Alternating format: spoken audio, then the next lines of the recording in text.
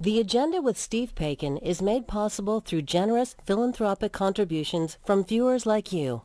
Thank you for supporting TVO's journalism. Tonight, what a lower Canadian dollar vis-a-vis the American buck means for the economy. Then we speak to writer Ronnie Shuker about his travels through hockey country.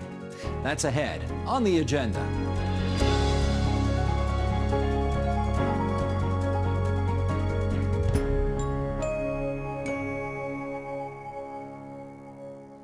Are you planning a trip to the States this holiday season? Have you noticed your Canadian dollar spending power doesn't go very far these days? The value of the loonie is an important topic for us all, so let's find out what a sagging currency means for people on both sides of the 49th parallel. Let's welcome, in our nation's capital, Alan Arcan, Chief Economist for Canadian Manufacturers and Exporters. And back here in our studio, we welcome Joanne Wolnick, Executive Director of Tourism Promoter, Ontario Southwest. Carl Shimada, Chief Market Strategist at Corpay. Nisha Ali, Founder, CEO, and Executive Producer of Spin VFX. And Rory Johnston, Founder of Commodity Context. And it's great to have you four here in the studio. And Alan, thanks for joining us from the nation's capital. And I'll start with you right away. I am going to show a chart in just a second here about what the loonie's done over the last, let's say, 30 years or so. But given the news out of the nation's capital where you are today, I want to go to that first. When a bombshell drops, the likes of which we saw earlier today with the Finance Minister, Chrystia Freeland, resigning, do people like you get very skittish about what that could do to the value of our currency? I think, yes, that would play a role, but I would like to pull out a thread from former Minister Freeland's statement where she said Canada is today is facing a grave challenge and we need to take that threat very seriously. I agree and CME agrees. That's why we're working with all levels of government, at the federal level, provincial level, working with our colleagues in the U.S. at the National Association of Manufacturers to meet this challenge head on. And I think that's really what the focus of the government should be. Carl, do you worry when something like this, the likes of which happened today, takes place? Absolutely. I think the sort of leadership vacuum that this opens up does make Canada more vulnerable to Trump's tariff threats, and it does put downward pressure on the currency. We are seeing the currency back off in reaction to this news. Nisha, what do you see? Well, I would like to ensure that our dollar is competitive, and that is my biggest fear right now, given the greatest news. Joanne? Yeah, I think just, building off that, we want to make sure that we've got a competitive dollar, of course, and so I think the implications of that, we'll see where it goes. Mm-hmm. Roy? I think the challenge is as former Minister Freeland has said, this is a major challenge the country's facing. I think one of the biggest challenges on our side of the border is that we are definitely not putting together a unified front. This needs to be a team effort, and I think we've already seen a big split between Ottawa and the provinces, and now we're seeing a split within Ottawa itself. That is quite a hiccup for Team Canada, yeah. Quote unquote. Right. All right, let's bring this chart up then, as promised. And Sheldon, if you would, we're going to take a look at the loonie and what it's been doing essentially between 1990 and present day. And, for those listening on podcast, I'll just show you that this is a chart that starts sort of going left to right. We've got a squiggly line that, was between 80 and 90 cents with the dollar U.S. back in 1990, and then drops quite significantly towards 60 cents towards the beginning of this century, but then blasts right back up there and is actually worth more than the American dollar between 2005, 2010. But lately, and as towards 2024, the dollar is coming down again, and it's hanging out around 70 cents U.S. right now, but the average is about 80 cents Canadian. 80 cents, U.S. If you look at that whole 34-year period, the average is about 80 cents. Carl, go to you first on this. What are the forces that drive the dollar either up or down over that 3.5-decade span? Yeah, so it's a fascinating thing. It's really about the stories that are being told about Canada, right? So back in the 90s, we had a situation where we had high government debt, high interest rates. Those were intersecting to, sort of set Canada on an almost emerging market path. Investors worldwide were very skeptical of investing in Canada. The Canadian dollar was falling. Sometime in the mid-90s, we started to see that change. The government balanced the books. We had had the oil industry becoming larger and more significant in terms of driving Canadian exports. Through the early 2000s, that really took off. Suddenly, the world thought that Canada was the Saudi Arabia of the North, as it were. And I'm not even like speaking metaphorically there. I remember talking to American businesses during that period, and they literally thought that, Canada was on par with Saudi Arabia as an oil producer. So the Canadian dollar went way up. And during that period, we had a hollowing out of the Canadian manufacturing sector. We had a hollowing out of the rest of the economy. We had a huge explosion in household debt. And so as households took on debt, that put them in a much more vulnerable position. And so when oil prices came down and we had the pandemic hit and interest rates went up, that was essentially a perfect storm, and that is now what is driving the Canadian dollar down in advance of, Trump coming through with his recent tariff threats. Okay, a lot going on there. I want to pick up on the oil and gas angle because that brings me to you. Once upon a time, the Canadian dollar was described as a petro-currency because of the power of our oil and gas industries. Is that still the case? Are we considered a petro-currency today? It's a good question. I would say certainly less so today than we were, let's say, a decade or a decade and a half ago. And I also want to differentiate. I think a lot of people tend to think about the impact of oil prices on the Canadian dollar as a terms of trade thing, in terms of crude prices go up, so the value of our exports go up and our currency goes up. But I actually think it's a slightly different. That obviously plays into it in part. But back in the kind of mid-2000s to early 2010s, the reason the value of the Canadian dollar was so high and also so linked to the prices of oil was this massive tens of billions, almost $100 billion a year of foreign investment that was coming into Canada and financing the expansion of the oil sands. So that basically, that brought us up to par or above par in the kind of mid-2010s.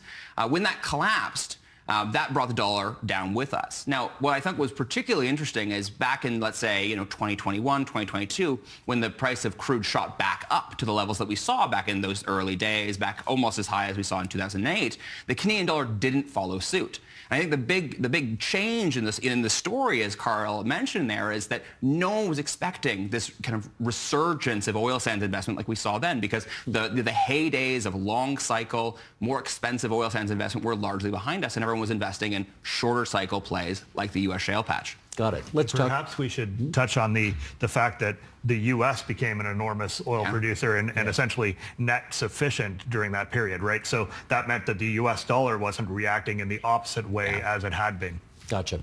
Let's talk tourism. Tell me about, first of all, what the mission of your organization is. Yeah, so we exist to develop, promote, and overall support tourism across Ontario Southwest. So that's much of southwestern Ontario. So we're talking Windsor to Haldimand County, so that is the edge of Niagara region. And then, everything in between there, North Shore of Lake Erie. And you obviously care a great deal about what the dollar does, because what kind of impact can it have on that? Yeah, absolutely. We've got a couple border crossings and we rely heavily on our U.S. travelers. We love them.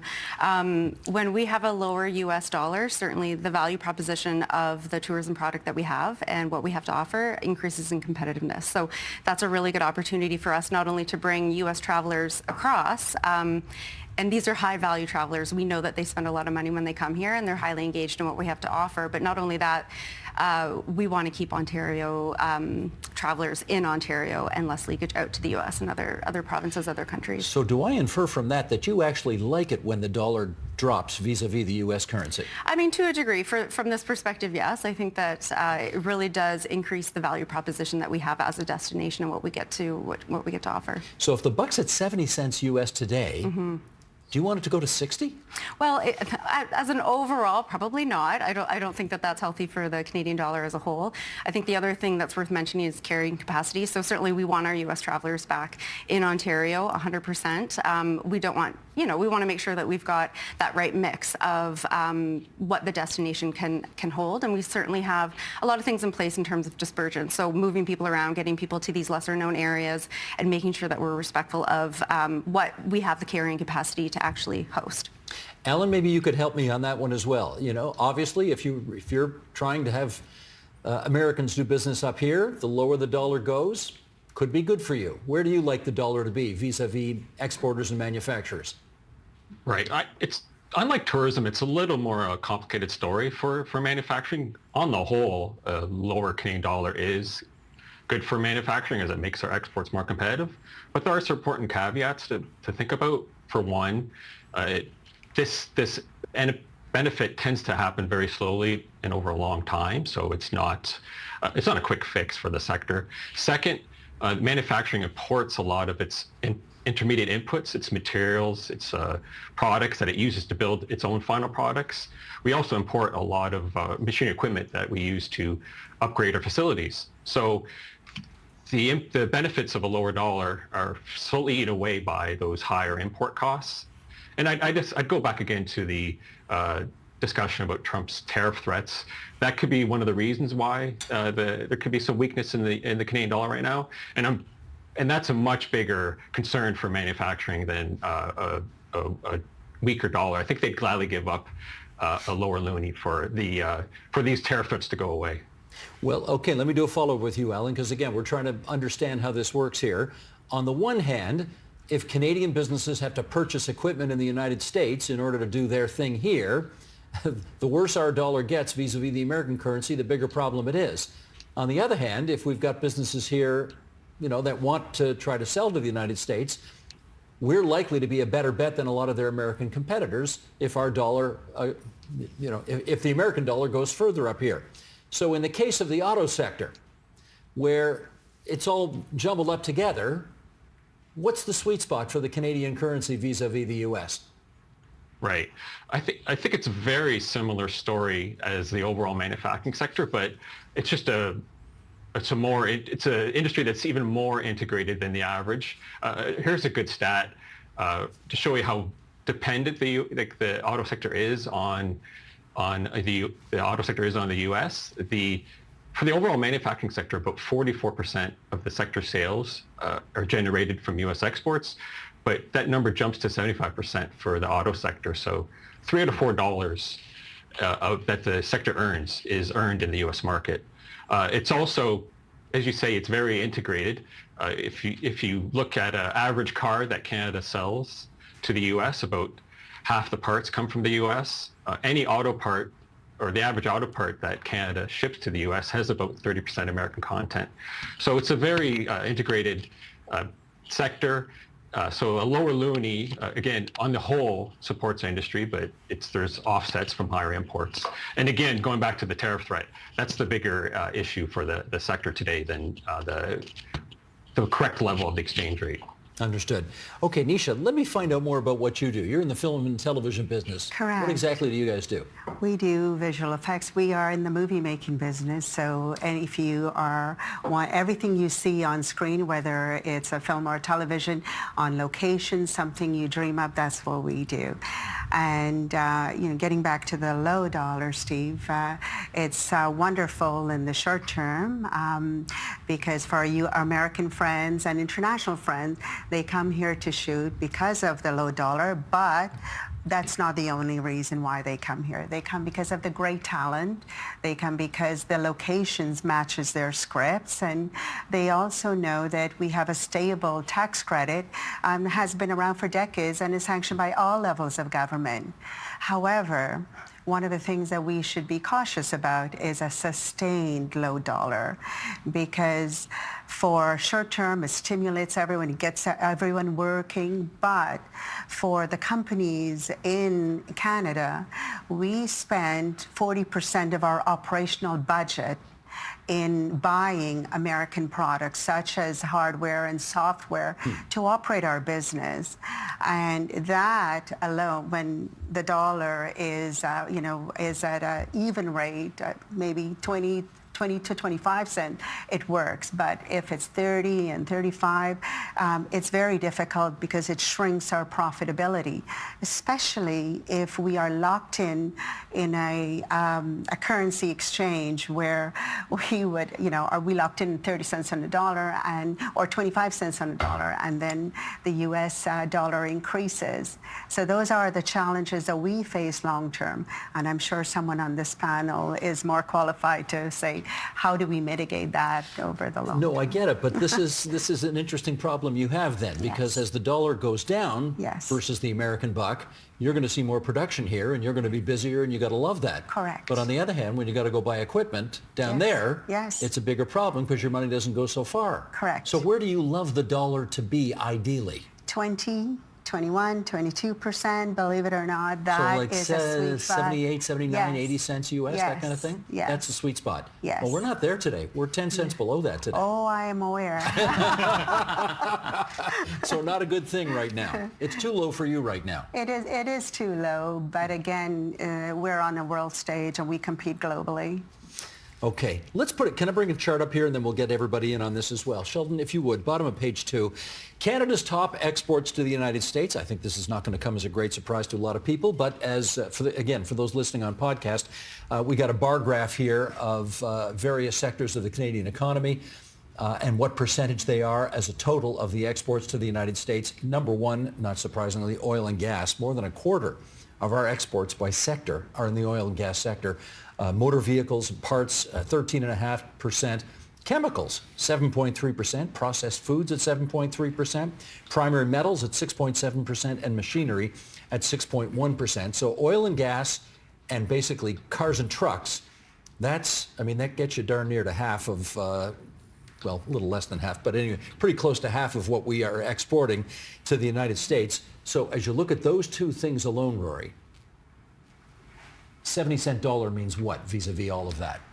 So looking at the commodity side specifically, one of the interesting things kind of juxtaposed against the manufacturing side, where it's mostly a question of kind of competitiveness and cost, commodities are all sold in US dollars. So, a barrel of oil is, let's say right now, roughly $70, $75 a barrel. That in Canadian dollars is actually over $100 Canadian a barrel. So the weak Canadian dollar is actually a net benefit for Canadian commodity producers because our exporters earn in US dollars, but their expense base is in Canadian dollars. But I think what's also interesting here, it works in reverse for consumers.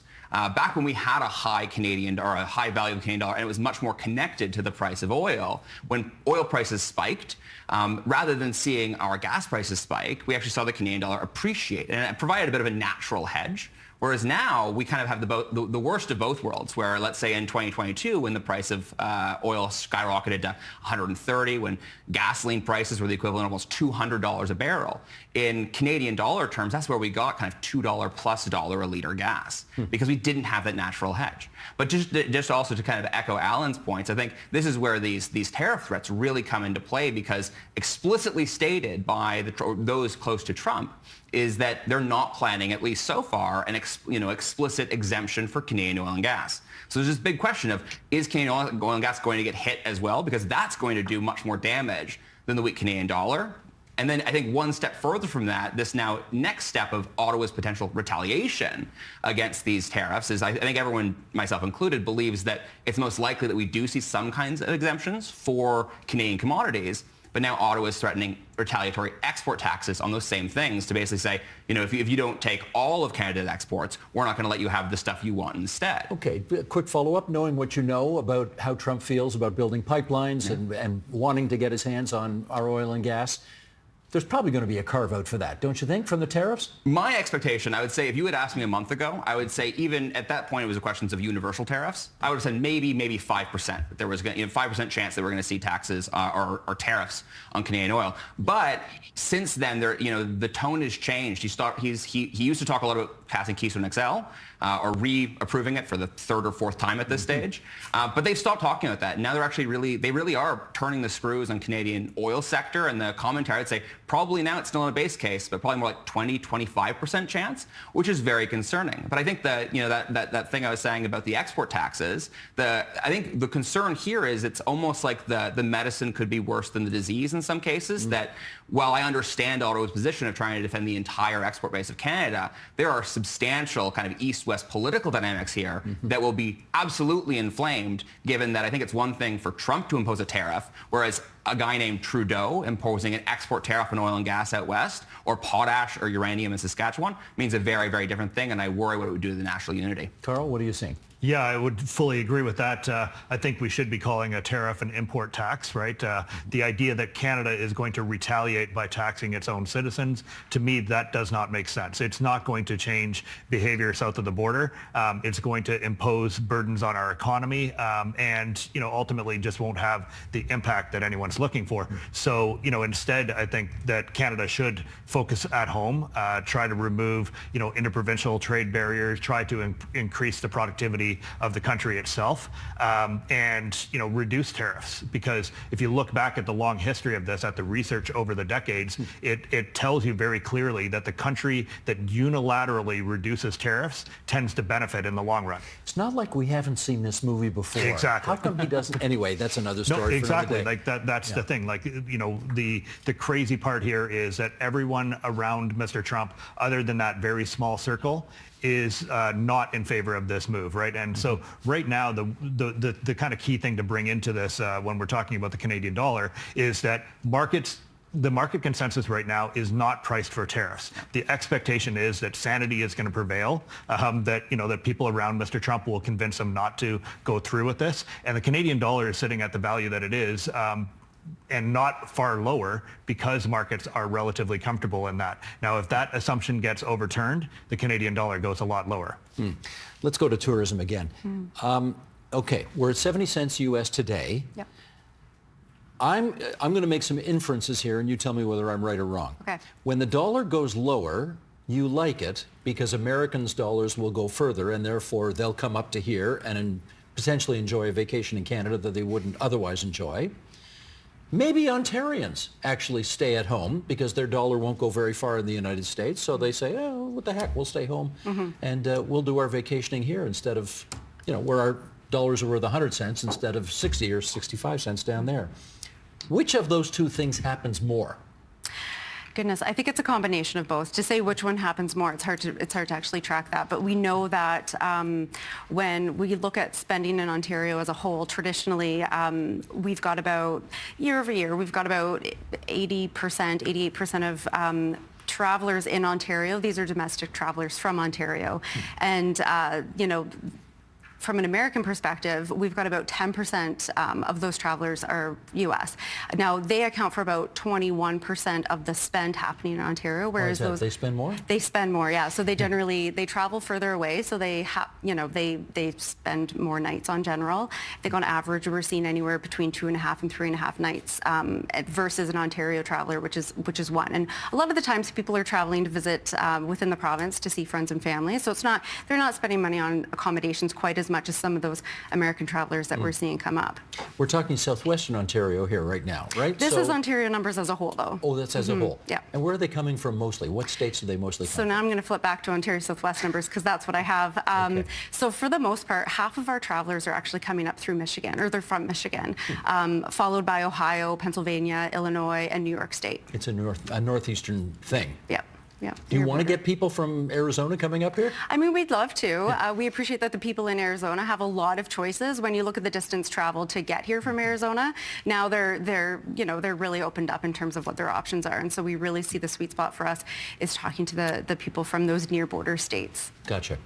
What do you do when the dollar, I mean, let's face it, we don't know what the impact of Freeland's resignation may be in the longer run. We know today essentially what's happening, but who knows? This is a shock to the system and it's going to play itself out over time. But if the dollar starts to go lower, how do you pivot in your business in order not to get whacked by that? Yes, it is very difficult for us to pivot because we have to, the work is there. We need to keep our team employed, and we have a team of 300 at Spin, and it is very difficult to say no to the work. But as a result, reinvestment in our company will be very difficult over that period. So we will be, servicing the work.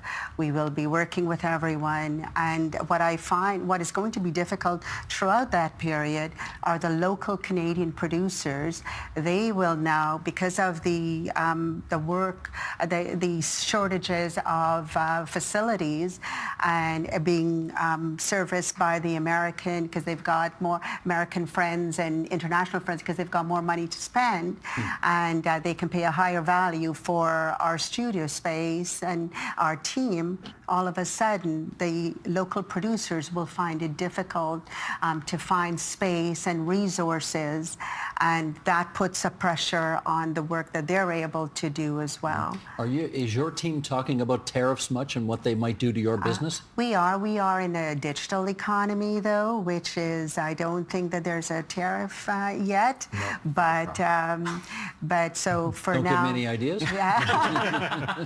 Yeah, no idea. So for now, but again, it affects everything we do, because I think someone said earlier, there are many things that we purchase in Canada with a Canadian stamp, but we don't know what went into where, if it was imported before and then sold in Canada. So all our consumables, our day-to-day is probably, imported, and as a result already has that high high cost. I should have asked you, Joanne, tariffs, does that affect your business at all in tourism? Not so much. I wouldn't have thought so. Not so much. But you never know. He's pretty clever, Trump is, about coming up You with never know. new ways to use SMACA, as it were, with that agreement. Okay, where do we want to go now? Carl, let me bring you in on this. We've been talking entirely so far about how the Canadian dollar looks compared to the American dollar.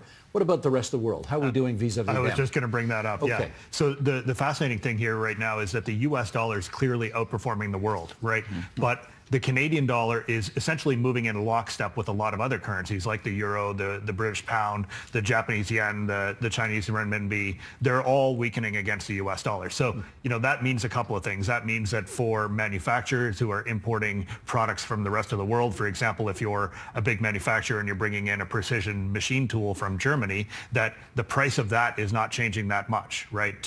You're not losing competitiveness in that respect.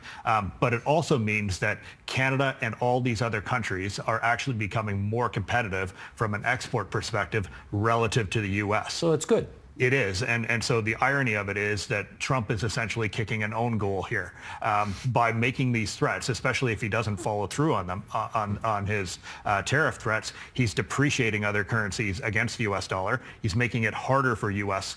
Companies to export to the rest of the world, and he's essentially achieving the opposite of what he's trying to actually get done here. So he's going to make it harder for American exporters. He's going to raise prices on Americans themselves, and yet his favorite word in the English language is tariff. Yes, he's the tariff man, apparently. Yeah. Okay, I want to go back to Ottawa for Alan on the next one here, and that is we've only been talking in this country since the current Prime Minister's father was Prime Minister about how to diversify our exports so that we're not so dependent on the United States, so that when, let's just say, someone who marches by the beat of a different drummer becomes the President of the United States, we're not, we're not knocked on our heads by whatever whim he brings to the Oval Office at that moment. So I guess the question is, are your members, are the businesses of this country finally starting to get serious about finding other places to export beyond the United States? Yeah, that's another tricky question, because I agree that diversifying trade is a potential part solution. It's a tool that you can have in your toolbox to try to become less dependent on the U.S. But the fact of the matter is, we are so closely tied to the U.S., so integrated that that policy would have its limits. I mean, when you look at what determines how much a country trades with another country, the two biggest factors are proximity and this economic size. So Canada, as we all know, we share a border with the U.S. The U.S. is the largest economy in the world. We also share a common language, which is another important factor. All those things together means we're always going to be, the U.S. is always going to be our largest trading partner. I mean, there's been successive efforts by the federal government to reduce our reliance on the U.S. But if you look at the data, our share of exports that go to the U.S. had fallen from about 85% in the early 2000s to about 75% today. So very limited success on that policy front. What markets, Rory, might prove to be good second choices if we're trying to diversify away from the U.S.? Well, I think the most natural kind of next size would either be Europe or Asia. But I think just speaking on the oil side, it's even trickier than I think on the manufacturing side. I think for most major oil exporters in the world, it gets there by a port, a tanker, and then they have the entire ocean of flexibility. But Canadian oil exports, virtually 95+% of them go to the United States. Over half the U.S.'s oil imports come from Canada. But those travel on fixed pipelines that are stuck in place. Now, the recently completed Trans Mountain Expansion pipeline that the government bought and completed very recently has tripled our capacity to get oil to the West Coast and into global markets, particularly to Asia. But still, the vast majority of that is kind of locked into the U.S. market, and particularly the U.S. Midwest, where virtually 100% of oil imported from external from the United States comes from Canada. So do we just throw in the towel and say, because of proximity, because of shared culture, because of, this is never going to happen. We should just make our beds with accept the fact that the United States is always going to be our number one trading partner, and we can't diversify. I think largely there is a radical acceptance that's needed, but I do think that doesn't mean we are completely vulnerable with no cards to play should these tariffs come into place. I think, for instance, again, on the oil side, we're very vulnerable because of that dependence. The U.S. has actually more supply security than we have demand security for our barrels. But there are ways that we can begin to kind of mitigate that risk. And I think governments in Alberta are thinking about that. And I think we've even seen the Premier Doug Ford talking about potentially heading back by cutting power exports. Of course, the complication is that the vast majority of Ontario's oil imports, sure, they come from Canada, but they come through pipelines that are in the United States. And even the power itself that Ford is threatening to cut is generated by natural gas largely that's imported by the United States. It's a very interconnected and complicated world, isn't it? It really is. And our economies and our industries grew up and evolved together because of this everlasting trust between our countries. And I think it really kind of highlights the vulnerabilities that trust and codependence has. We're down to about our last 30 seconds here. Time flies when you're having fun. Joanne, we've been talking mostly about how you're trying to get Americans to come up to southwestern Ontario to visit. What about in the rest of the world? Any possibility of that increasing? Absolutely. Yeah, absolutely. How do you get them? Well, we work with our provincial marketing agency, so Destination Ontario. We also work closely with Destination Canada just to help spread the news. We've got key markets that we know these travelers are interested in the product that we have to offer across Ontario, and we just invite them to come. And when they come here, they're going to have the best time ever, aren't they? That's right. Absolutely. You're going to make sure of it. Absolutely. That's what I thought. Mr. Director, can I get a shot of everybody? We have the cast of Ben-Hur on the program today. So many people. Okay. Alan Arcand, we thank you for being there for us from the Canadian manufacturers and exporters in the nation's capital. In the top right box, Carl Shimada from Corpay, Rory Johnston from Commodity Context, and in the bottom left-hand corner, we've got Joanne Wolnick from Ontario Southwest. Yeah, take a trip to Haldimand County this winter. What the heck? And Nisha Ali from Spin VFX. Thanks, everybody, for coming on TVO tonight. We are where you are. TVO's current affairs journalism is available across platforms across Ontario, on Roku, Amazon Fire, Apple TV, and more. Catch The Agenda, The Thread, On Poly, and other podcasts, docs, and video series on the device of your choice when you choose. Over a period of 8 months, writer Ronnie Shuker set out to play hockey in every province and territory in Canada. On his journey, he encountered all kinds of characters at arenas, motels, bars, and man caves where hockey is no mere game. The resulting book is called The Country and the Game, 30,000 miles of hockey stories. And Ronnie Shuker joins us now for more. It's great to have you in that chair. Great to be here, Steve. The book is very enjoyable, Ronnie, I got to tell you. And now, having said that, I love hockey as much as you do, but I would never do this. So where did the idea for this trek come from? It was really just a way for me to see the country. I've done a lot of traveling. I've seen a lot of the world. I've been to some pretty remote places and isolated countries. And I would take these trips of 2, 3, 4 months. And on one of my journeys, it just kind of dawned on me that I had seen more of the world than I had my own country. You know, I'd never been to Newfoundland or Labrador. I'd never been to the Maritimes. I'd never been to any of the territories. I'd never been north of the Trans-Canada Highway except for a 2-day writing assignment for the Hockey News in northern Quebec.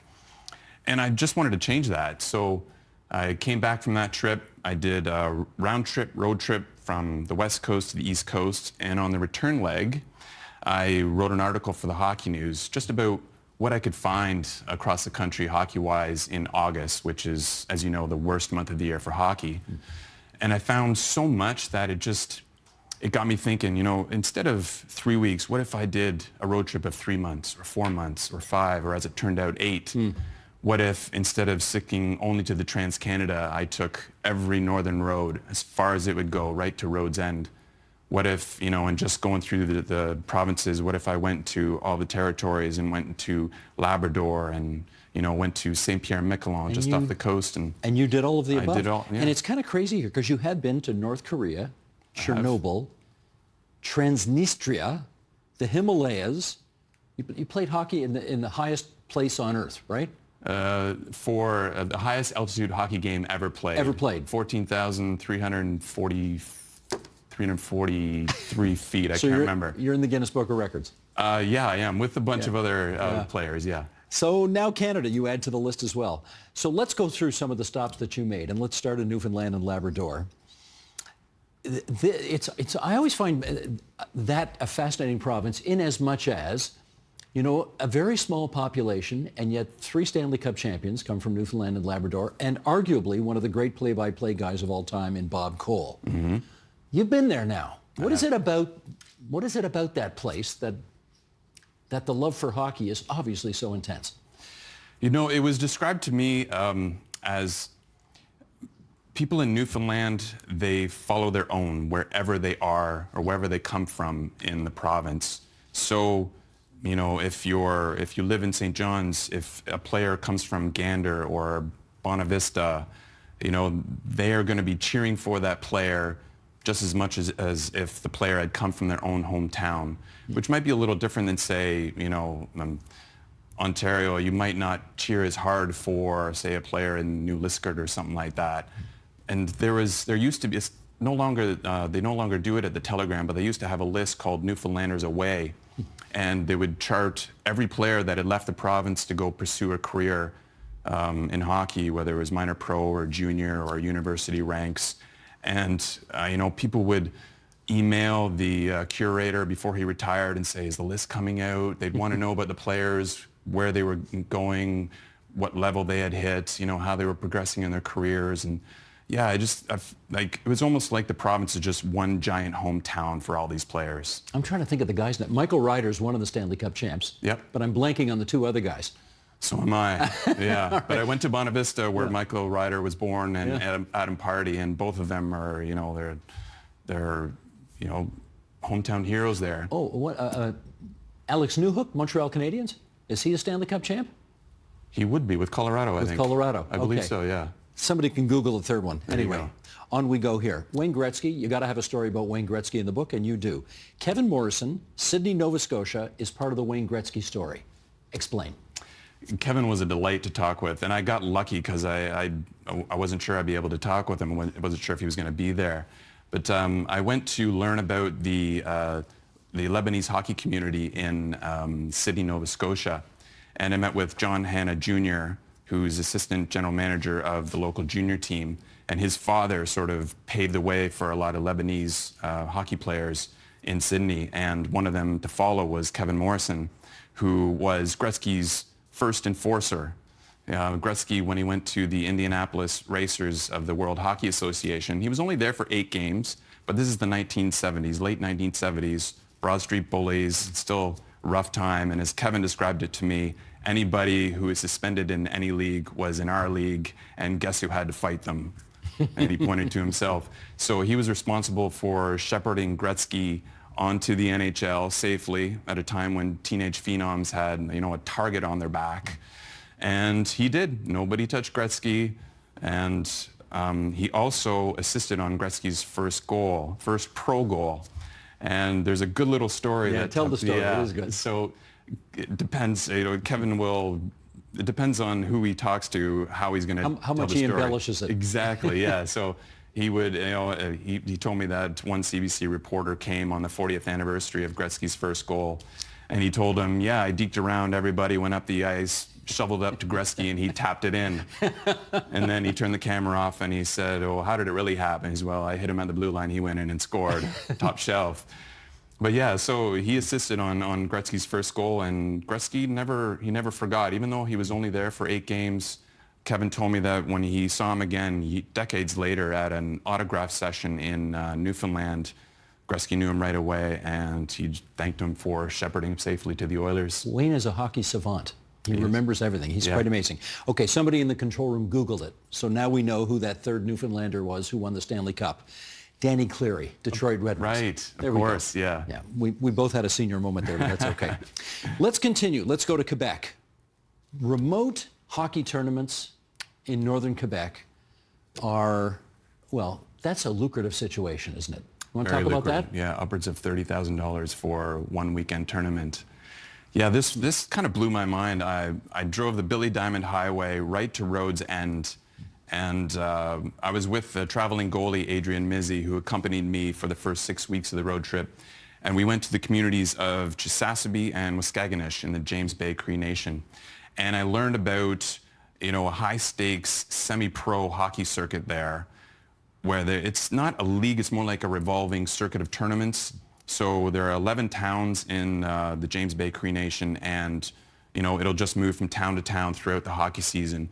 And every team from every town will show up to the host town, and prize money is anywhere between $20,000 and $30,000. And it's high-level hockey. Like I played with some of these guys, just shinny shooting pucks around. I'm glad it wasn't a game, because boy, could they shoot the puck and skate. Like, there's some legit semi-pro players up there, and it's their NHL. Like, they're hockey heroes up there to kids. They're revered.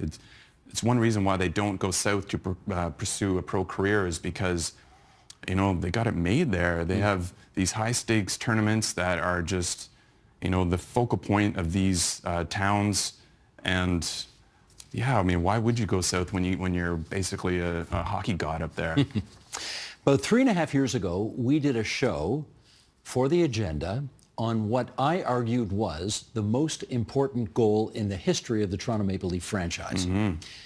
And I guess, a lot of people have their different views on this, but in my view, when you score a goal in overtime that wins you the Stanley Cup, and that's only happened once in Maple Leaf history, then that's the most important goal in Leaf history. We did it on the occasion of the 70th anniversary of Bill Barilko's overtime goal. And just to help set the stage for our conversation, we got a clip. All right. Sheldon, if you would, let's roll that. No wonder the fans are in a frenzy. Every game in the series has gone into overtime. The Maple Leafs go into this one with a vim that spells sudden death to the Canadiens.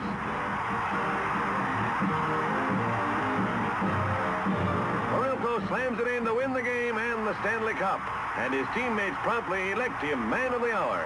Joy reigns supreme for the world's champions of hockey. Now, phenomenal. And Bill Barilko, I think that was his 4th Stanley Cup in 5 years that he played for the Leafs. It was. And of course, a few months later, he went on a fishing trip. The plane crashed, and he died at the age of 20-something. 24. 24. And for 11 years, the wreckage from that plane crash was not found. And of course, coincidentally enough, the Leafs never won another Stanley Cup until the year in which that wreckage was found. Okay, that's the setup. I'm guessing that if this had happened with any other team in any other sport, it would be massive. It's not. No, it's not. How come? I'm still trying to figure that out, because the story, the screenplay is basically written. I don't understand this. It's the people who are close to this story in Timmins and Cochrane, Ontario, they described it to me as Canada's Buddy Holly story. Someone at the height of their career, in their early 20s, makes a snap decision to fly, dies in a plane crash. The only difference is that Barilko disappeared for 11 years, and Buddy Holly obviously was found immediately. But Buddy Holly is revered in America, whereas here, Barilko, if it wasn't for the tragically hip and 50 mission cap, we probably would have forgotten the story entirely. And even since then, it's been 30 plus years now, and the story is still hasn't gotten its due in my mind. And I don't know why. There hasn't been a full documentary. There hasn't been a full-length movie. There's been a couple books, some short docs, but that's basically it. And it's mystifying to me because it's the most famous plane wreck in Canadian history, and it's not just a hockey story. It's a Canadian story.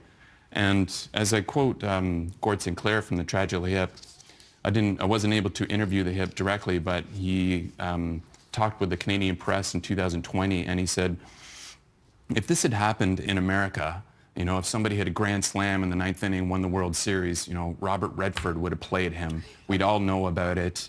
But for some reason in Canada, we don't do our own myths well. And I think he's bang on. We really don't. And this is one that really, it needs its due, and I hope it comes. This resonated with you, though, in a major way, yes, so much so that I gather you felt a need to actually go to the spot where the wreckage was found. Yeah, I don't have any other good explanation for going there other than I just felt compelled. Like most Canadians, all I knew of the story were the 33 words from 50 Mission Cap by the Tragically Hip. I never pursued the story beyond that. But I think it was around 2018, I picked up the first book on Barilko by John Malati, Over Time Overdue. Read it from cover to cover, and I was just instantly hooked.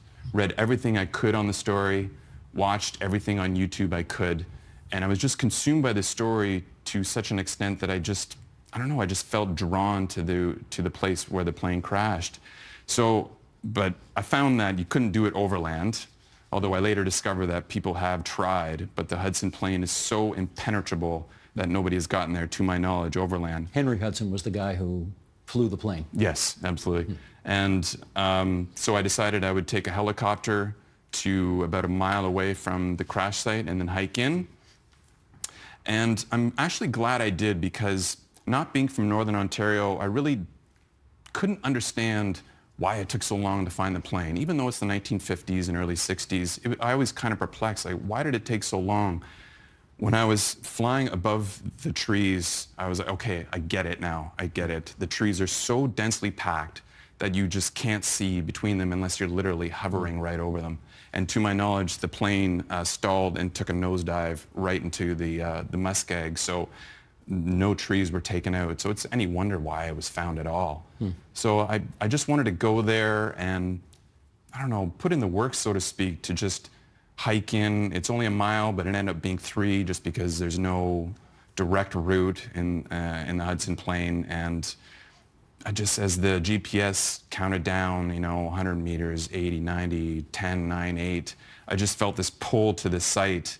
And there was a puck and a sign nailed to a tree that we were looking for, but we got a huge dump of snow, and either it was covered or the tree had fallen down, and we couldn't find it. But it was okay. I was just being there and taking in the Northern Ontario forests, and it was my way of paying respects to the story. On this show, 3.5 years ago, we had as one of our guests, I don't think you name him in the book, but his name is Mark Farah, and he's the guy who owns the wreckage. He's got it in his basement. He does. You've seen it. I have seen it. It's like he feels the same way about this story as you do. Yeah, the people who are connected to this story are extraordinarily passionate about it. They're protective of it, and they want to keep it alive. They just erected a billboard at the edge of town by Porcupine Lake where the plane took off 70 years after Barilko died. And it was all privately funded. So the people who are really close to the story are just doing whatever they can to keep it alive, and they're extremely passionate about it, and so they should. It's just a remarkable story. Ronnie, I got an idea. You and I are going to have a chat after we finish this interview. I got an idea. All right, you're going to like it. You're going to like it. Stand by. Sheldon, want to bring the next picture up? Middle of page 2. This is a pretty famous picture.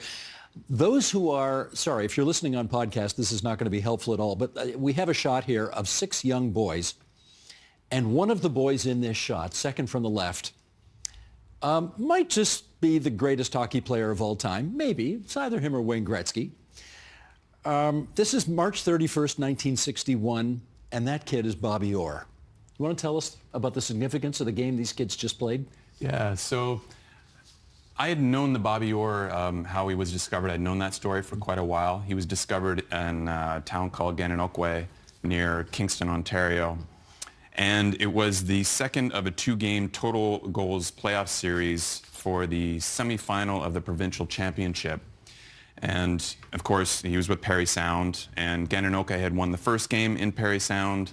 Parry Sound came to Gananoque for the second game. And there were scouts in the stands from the Boston Bruins, Montreal Canadiens. A young Scotty Bowman was there. And they weren't there to scout Bobby Orr. They were there to scout 2 players from the Gananoque team. One of them was on the left there. His name was Rick Eaton. And the other, who isn't in the photo, is Doug Higgins. And when I found out and read about this story, I just kind of wondered what happened to these 2 guys.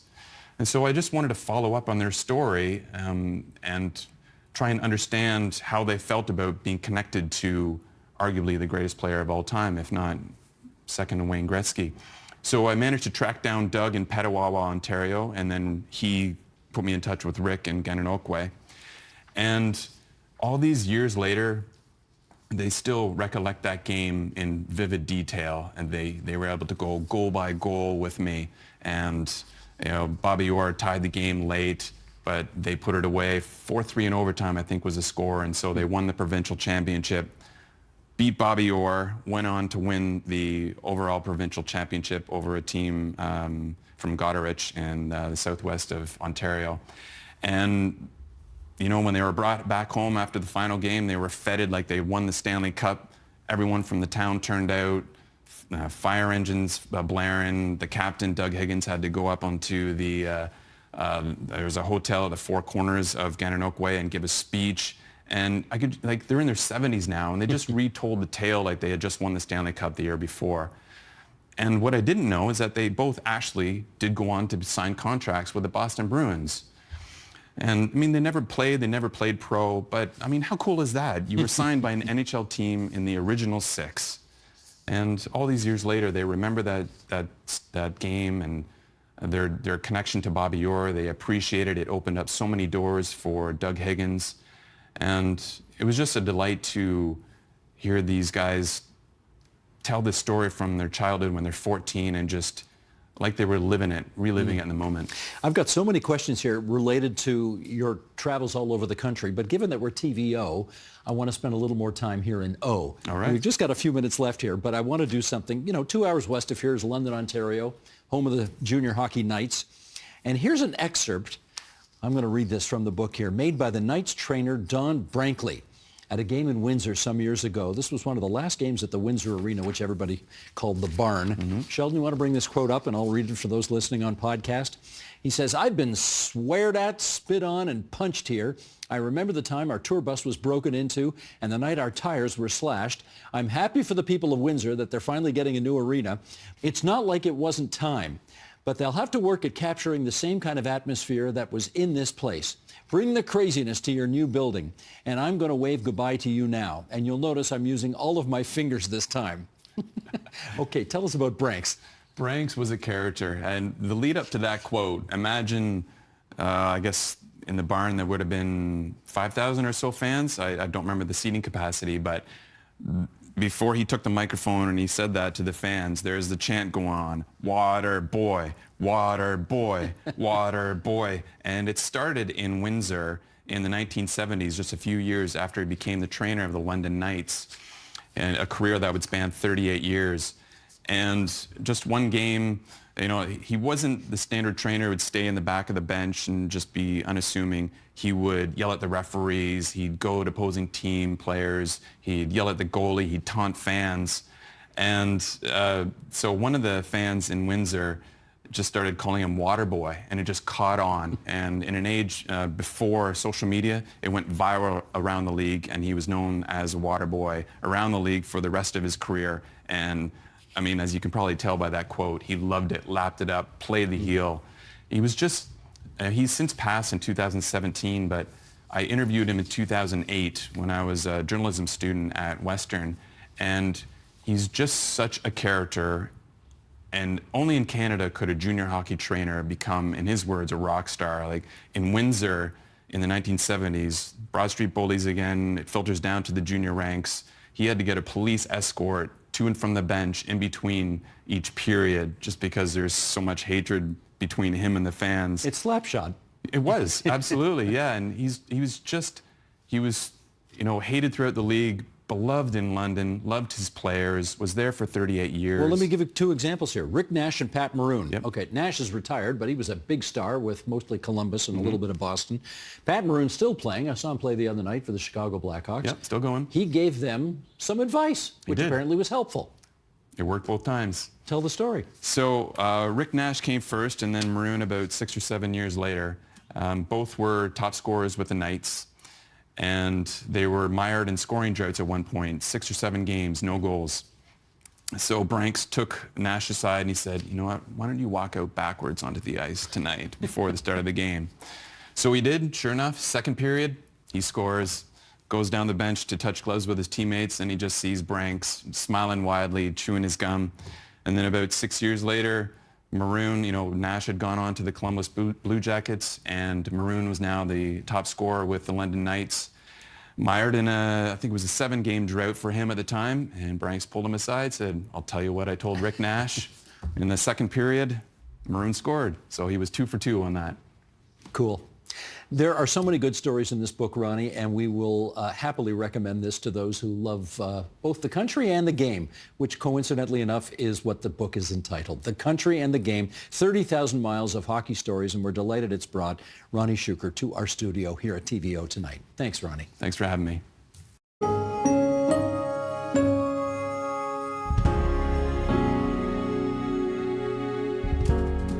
And that is the agenda for Monday, December 16th, 2024. Tomorrow marks the 150th birthday of William Lyon Mackenzie King, and we'll look back on the legacy of Canada's 10th and longest-serving Prime Minister. I'm Steve Paikin. Thanks for watching TVO, for joining us online at tvo.org, and we'll see you again tomorrow. The Agenda with Steve Paikin is made possible through generous philanthropic contributions from viewers like you. Thank you for supporting TVO's journalism. Coming up Thursday on the agenda. But I know I'm lucky. Lord knows I'm lucky. And it sure feels good to be lucky. Lord knows I'm lucky. Saved by a 5-letter word. That's Thursday on the agenda.